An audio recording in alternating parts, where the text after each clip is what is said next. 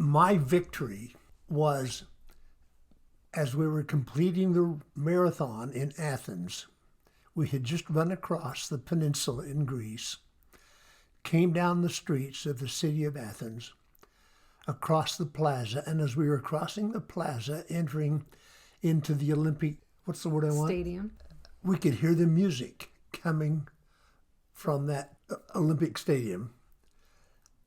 And as I ran through the gate, down the track, across the finish line, I had tears coming down my face.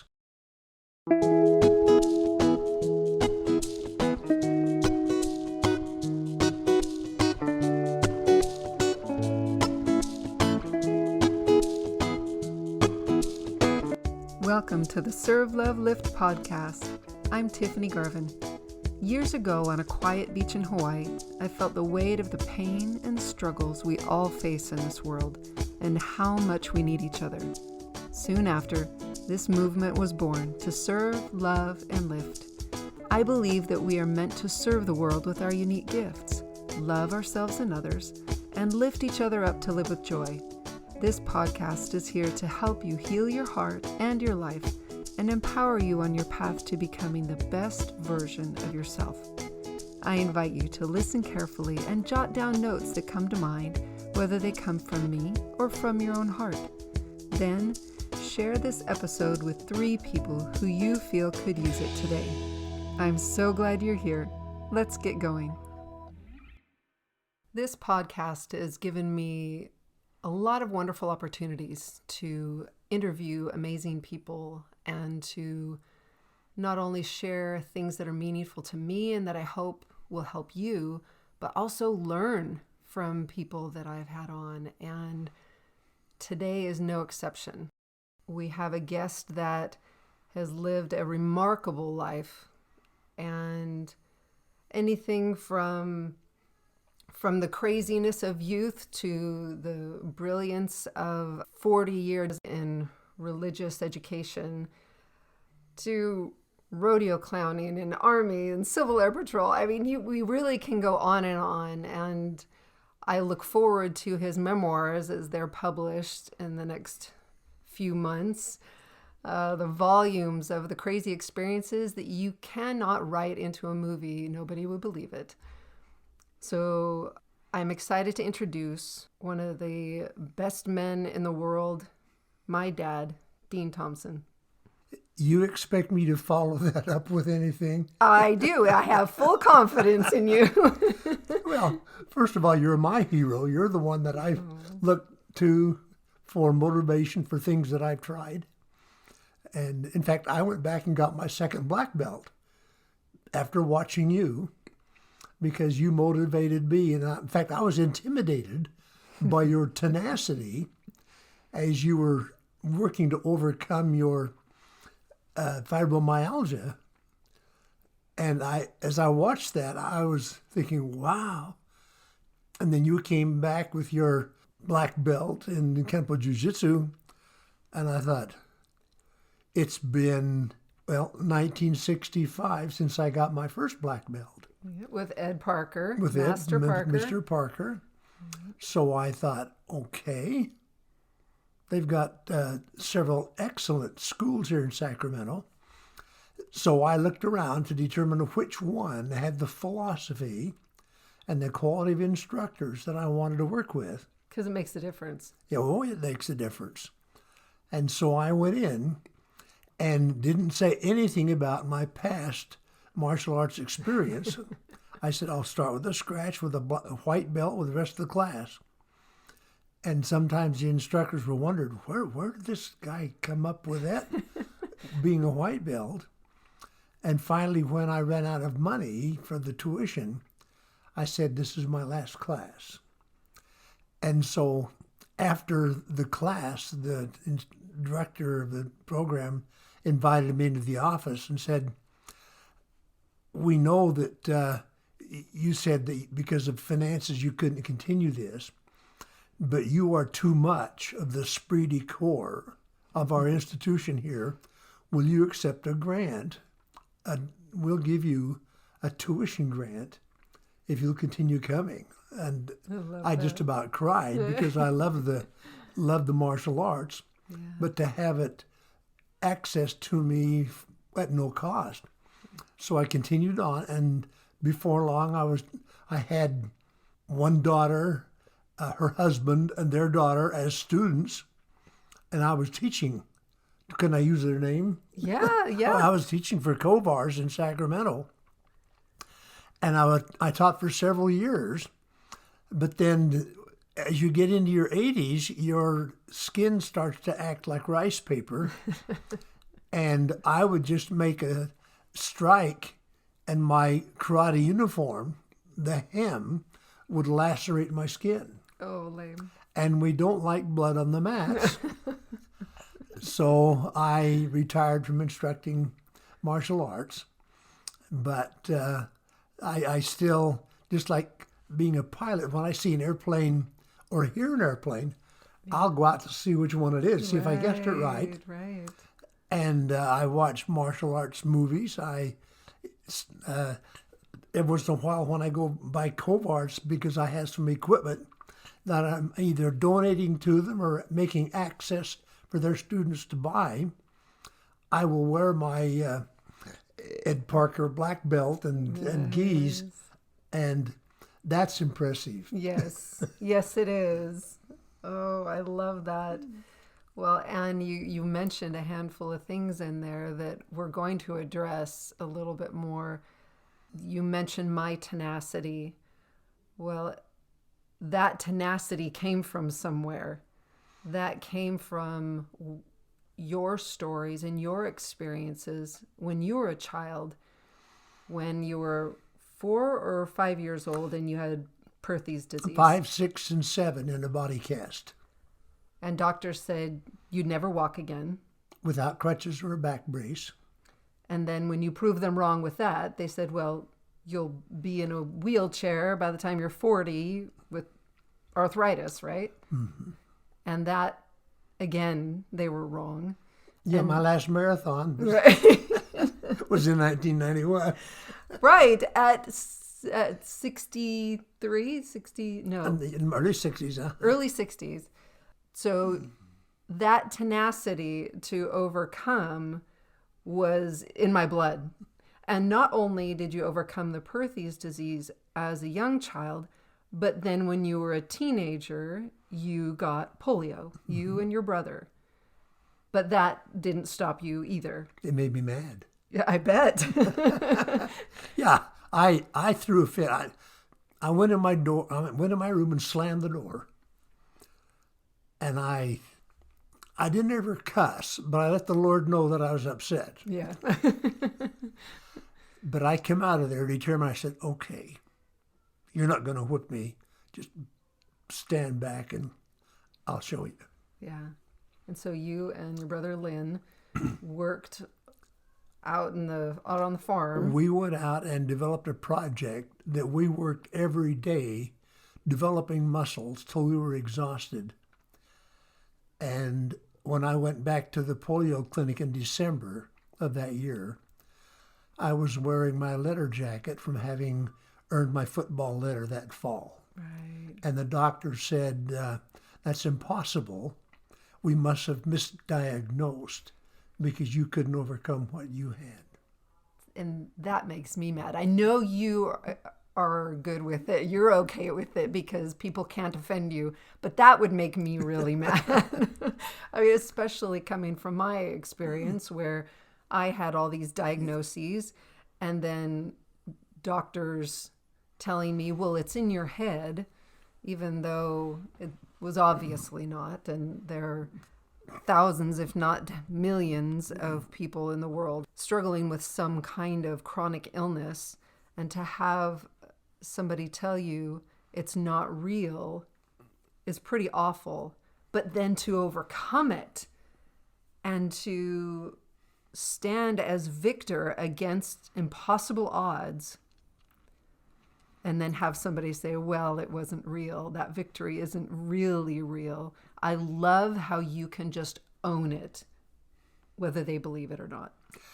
My victory was as we were completing the marathon in Athens, we had just run across the peninsula in Greece, came down the streets of the city of Athens, across the plaza, and as we were crossing the plaza, entering into the Olympic, what's the word I want? Stadium. We could hear the music coming from that Olympic stadium. And as I ran through the gate, down the track, across the finish line, I had tears coming down my face. And my running partner talks about the photo that was taken as we came across the finish line. He says, here's a picture of Dean waving his hat to the non-existent crowd. I didn't need a crowd. No. I had waved my hat because I had just accomplished something that I was so excited and so thrilled and emotionally overcome, because that was in October, and it was in that previous December that they told me, all right, hang your running shoes up. You're finished. You've got arthritis in your hips. Hang them up. Right. But again, you said, well maybe not. Well, what happened was I hung them up.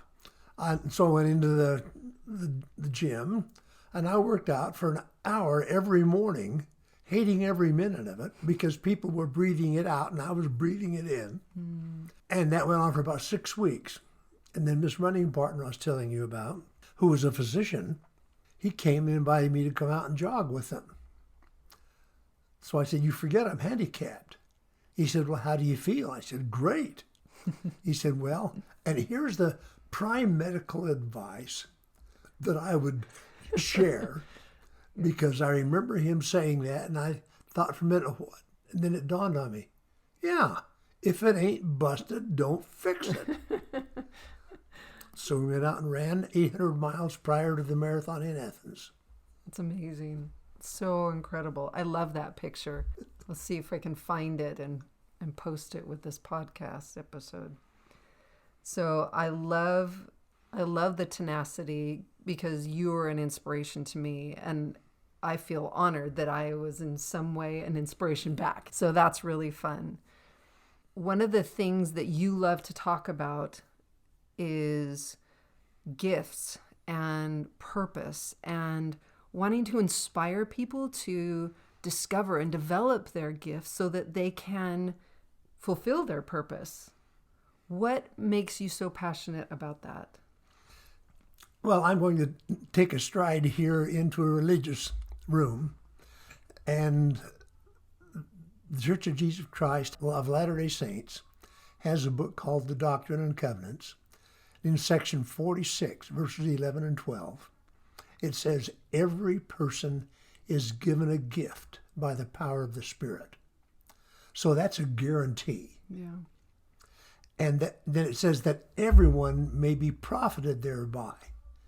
That means that you were placed in my environment for my benefit. And I have hoped over the years that I have been in environment to help others, because I know that I have a responsibility. Because if I've been given a gift, I better develop it. And so when I've talked to youth groups, I will say your objective in your life is to find out what God wants you to do and then set about to do it, because that's why you're here. I love that.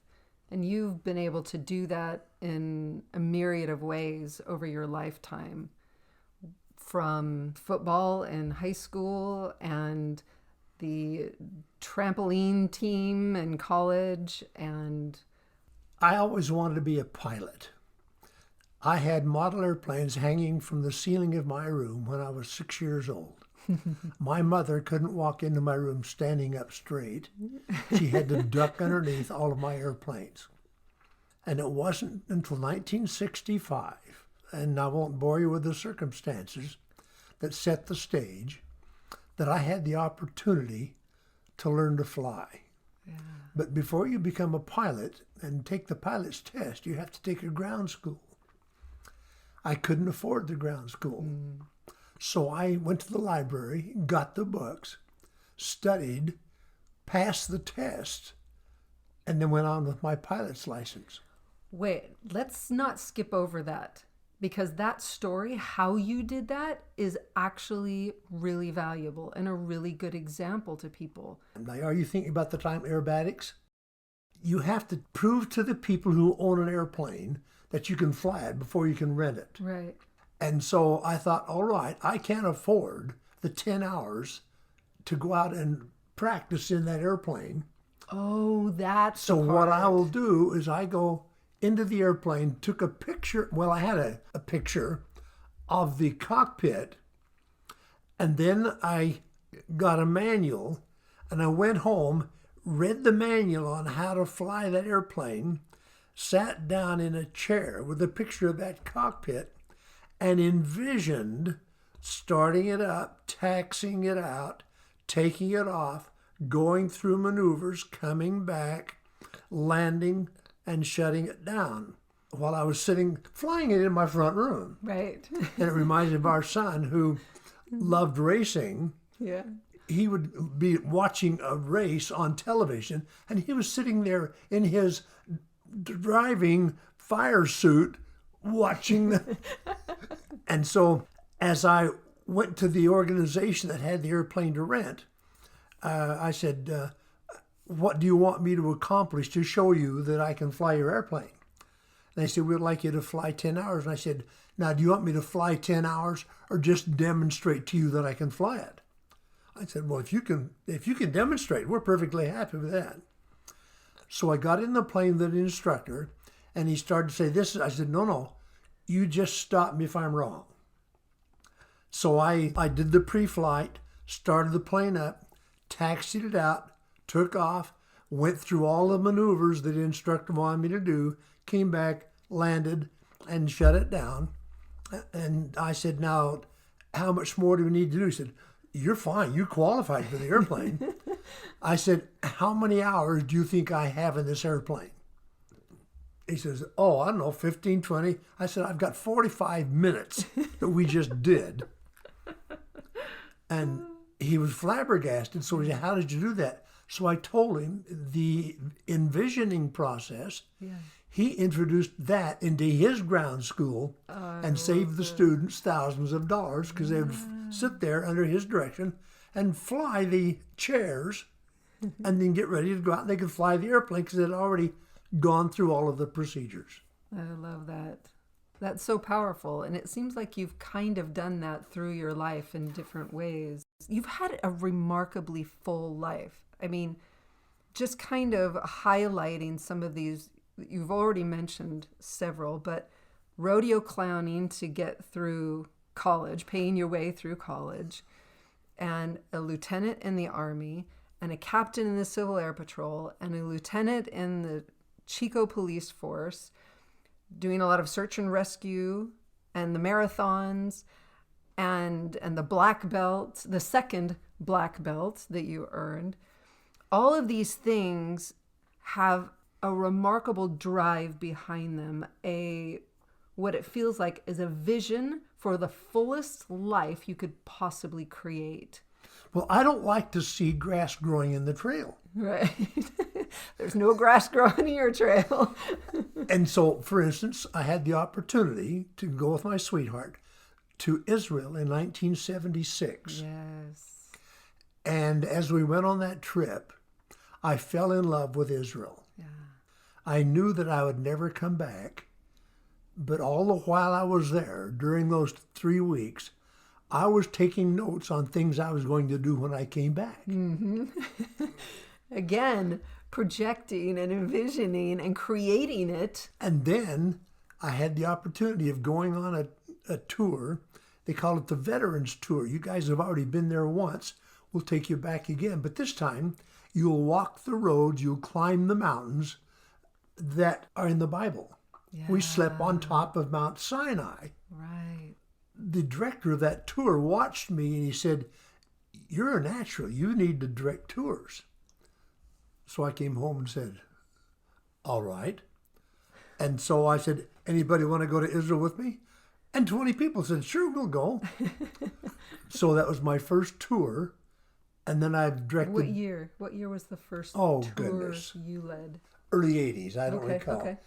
One of the sad things in my Israel directing career is I haven't kept a roster, a cumulative roster of the probably thousands of people that have been with me to Israel. Wow. Because each time I take a trip, anywhere from 15 to 40 people, and that adds up over the years. Yeah. But I fell in love with Israel, and so as I would come back, people would hear, "Oh, you've been to Israel? Would you come talk to our meeting, to our fireside, to our group?" And so I was giving these talks around, and they said, "Could we go with you?" And so pretty soon the word was out, and all I had to do was put the tour together because people were coming. "We want to go with you." And they were having so much fun with how much fun I was having that I came home, and within the next year we had another group put together because they wanted to do the same things that other guys had done. Amazing. I love Israel. Yeah. There have been a couple of times when we were flying over the Mediterranean, I could look out and I could see the coastline from Tel Aviv up to Haifa because we were in a Royal Jordanian airplane that couldn't fly over Israeli airspace. So we flew up over Lebanon and back down to Amman, Jordan. And when I saw the coastline and saw Haifa, I sat there and tears came down my eyes. I'm home. I'm home.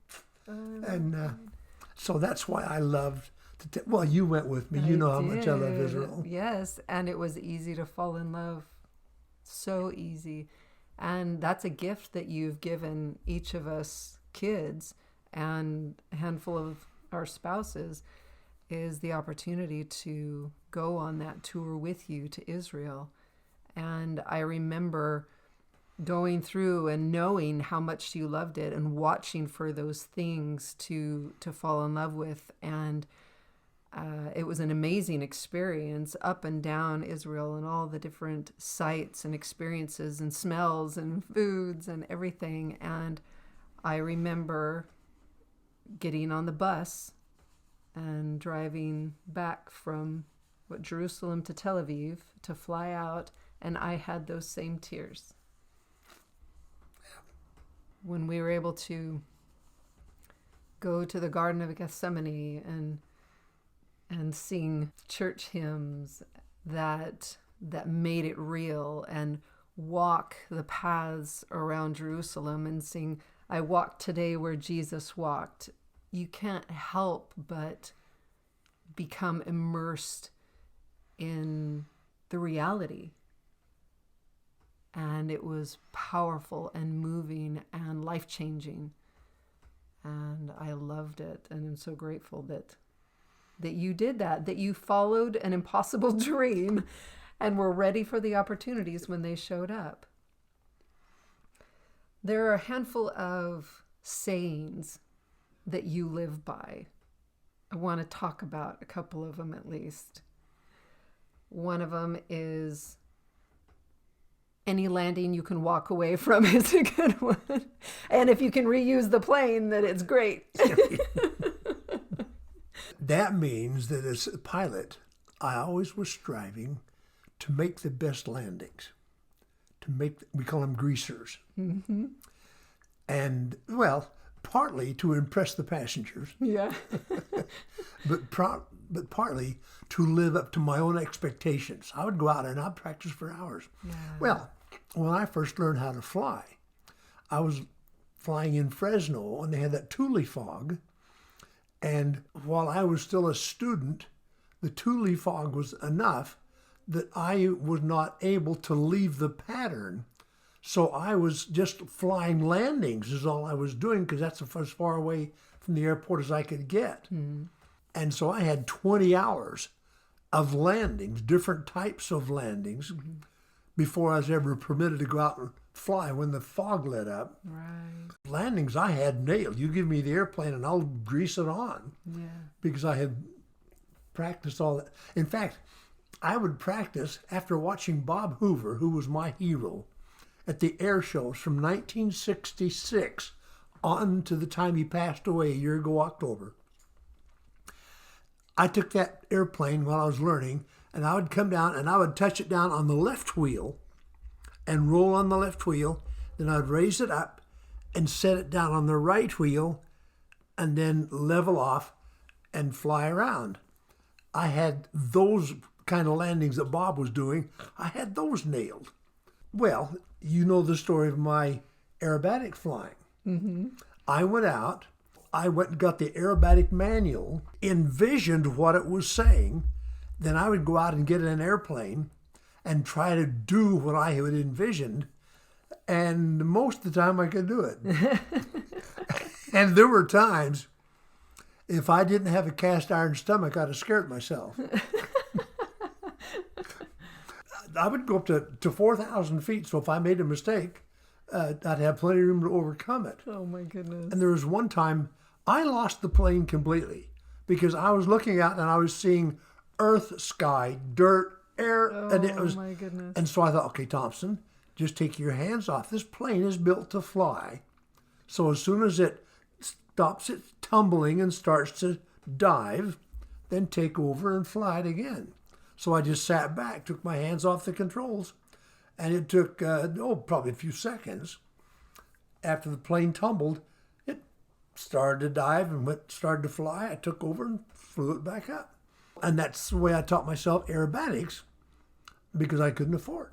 Yeah, that's amazing. There was one maneuver I couldn't do, which was I couldn't do a snap roll. I couldn't envision a snap roll because you're having to cross controls and do things that you don't normally do. And finally, a good friend of mine, Floyd Ritchie, we were out flying his airplane. No, I wasn't flying the plane I was flying. It was an aerobatic airplane. And I said, show me how to do a snap roll. Because he was an old Air Force pilot. Yeah. And so he showed me how to do an air snap roll. I did a snap roll. Great. Got it dialed. I love that.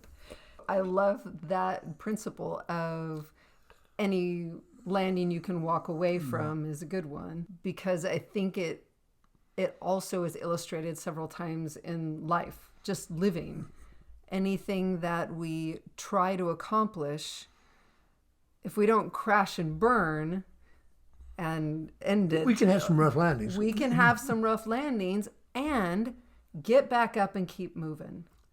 Because so many times I think people are afraid to fail. They're afraid to try.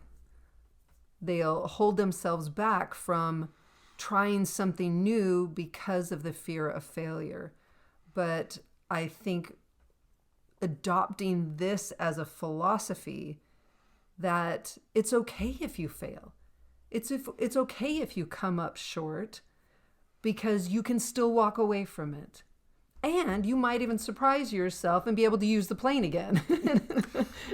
The doctor that told me that I was through running, I went back to him after I had come back from Athens in the marathon. Right. And I showed him my medal. Yeah. And he said, that is the most stupid. He lit into me and read me the riot act for doing something stupid. And so as we walked out of his office, my sweetheart said, what are you going to do? I said, change doctors. Right? Because running did more for my aches, because I haven't walked a step in 75 years that hasn't hurt. Right. But deal with it. And so go get another doctor Yeah. and go on. Yeah, definitely. The other saying that I really like is the one that you've said you want as the subtitle of your book, of your life. What's that quote? The subtitle? Maybe it's the title. The title of the the title book of my journal is Wow, What a Ride. Yeah, because it comes from that quote. You want the whole quote? Yes, I want the whole quote. So this is the title. Well, this is the inspiration for the title of your life book. And this is in my foreword right after my title. Yes, what is And this is by Peter Sage. He said, life is not a journey to the grave with the intention of arriving safely in a pretty and well-preserved body, but rather to skid in sideways, thoroughly used up, totally worn out, proclaiming, wow, what a ride. That is exciting and inspiring and motivating to me. I want to fill my life with happy, joyful, meaningful things and achieve great things, because that is what life is about to me. It's not about running away from fears, even though I still do sometimes. It's about shifting fear to determination, shifting impossibility to I'm going to do it anyway. And so I love that quote, and I love that that's how you have lived your life. Of course, that has created some strain on your mother. My mother doesn't know half. And when she found out some of it, she said, I don't want to know anymore, right? Well, what I would do is, the way my hardcore journals start, my hard copy journals, hardcore, my journal started, was I was working for the church and I was traveling over a 600-mile area from Humboldt State on the north to Bakersfield on the south. And as I would go out and visit with those teachers, after I would leave, I would dictate my correspondence back to them, and then I would record vignettes for my journal on my tape recorder. The secretary came back in one time embarrassed, and she said, I'm sorry, Dr. Thomson, I forgot to turn the tape recorder off after that last letter. And you were starting to talk about one of your rodeo clown experiences. I couldn't help but, she said, I'm sorry. I said, it's okay. She said, if you let me listen to those, I'll transcribe them for you. So she started my hard copy journal. That's so amazing. since then, I've typed it and printed it out for my journal. Yeah. So over the years, I've developed 14 volumes, 805 vignettes. Crazy. And during the pandemic, I went back and reread it and was able to go in and say, oh, here's a postscript on that one. Yeah. Because I talked to this guy back in Idaho and he wasn't in the story like I had him. So I had to eliminate him from the story. Yeah. And in some cases, add somebody to a story that I hadn't included. As I went back through, I would reread my whole life. I relived my life several times, and I love reading about my life. Because, I would go back and read a story that I had memorized and love it, because I would think, you've got to be kidding. You really did that? I've had people say, oh, you need to publish that. And what did you say about it? Nobody believe it. Nobody believe it. I said, if I hadn't lived it, I wouldn't have believed it. I love it. And people are going to believe it because we are going to get it published. And it is going to be entertaining. And Zach is going to make it into a movie someday. Oh, yes. Oh, there is one story that one of my brothers requested that you tell. And it's in line with this, where Grandma didn't know that you were in the newspaper. So tell us the story about the Teton climbing story. I was on the Boy Scout camp staff for years at Treasure Mountain Camp of the Tetons. From the time I was 15 years old up through I was an adult and became program director. And my Aunt Mary, who lived in Moody out by Sugar City, she took the Post Register, which was an Idaho Falls paper. And Idaho Falls is about 30 minutes to the south. And some of the Rexburg people subscribed to the Post Register. And one time, my Aunt Mary brought a copy of the paper to my mother and showed her. She said, is this Dean? And my mother brought that to me and showed me. She said, is this you? Well, what the picture is, it shows this climber hanging on a rope over a 1,000-foot drop coming over the cliff of the Teton Peaks. And it says, unidentified mountain climber. And my mother said, is that you? I said, do you think I would do something like that? I never admitted to the time she passed who that was. Yeah. In fact, I still haven't. Yeah, good. Okay, that does it. Oh, I could go on for hours. This podcast could be forever long. So what we're going to have to do is do this again. I want to let you have the last word. What message do you want to give the listeners to uplift their day, to help them feel like they have more strength, more joy, more hope to move forward in their lives? Well, that's a challenge, but each of us has been placed here on this earth for a purpose. And as you work towards that purpose, you are the one who decides how you're going to respond to events. There's no reason in the world that you should ever say, the devil made me do it, or you made me angry. One person the other day said, I'm sorry if I offended you.